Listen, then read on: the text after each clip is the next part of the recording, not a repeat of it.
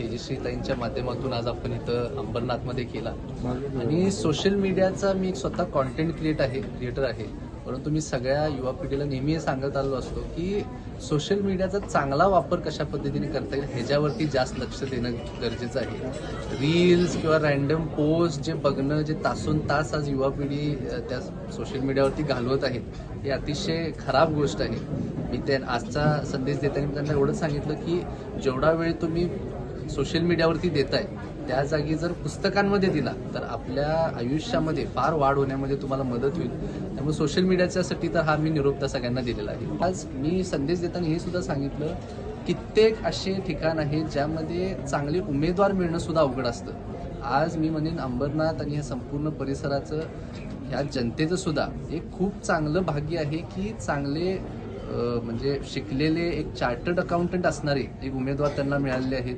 अशा एका पक्षाचे ज्यांची केंद्रात राज्यात आज त्यांची सरकार आहे, त्यामुळं ह्याच्या माध्यमातून त्यांना काम करणं सुद्धा त्याला अतिशय गतीने ते काम होतं. त्यामुळं हे संदेश मी सगळ्यांना देईन. कुठलेही राजकीय व्यक्ती युवकांना आम्ही बघतोय म्हणजे मोठ्या प्रमाणात येतो की इलेक्शन पुरतं युवा पिढी, युवा संवाद ह्या सगळ्या गोष्टी होताना दिसतात. परंतु मी स्वतः हे जवळून ऑब्झर्व केलेलं आहे.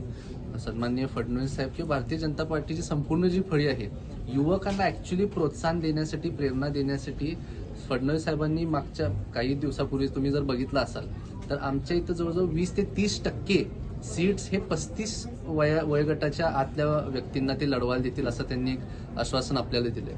त्यामुळं युवकांना खरंच आता इथून पुढे प्रेरणा देण्यासाठी पाऊल सन्माननीय मुख्यमंत्री महोदयांनी उचललेलं आहे.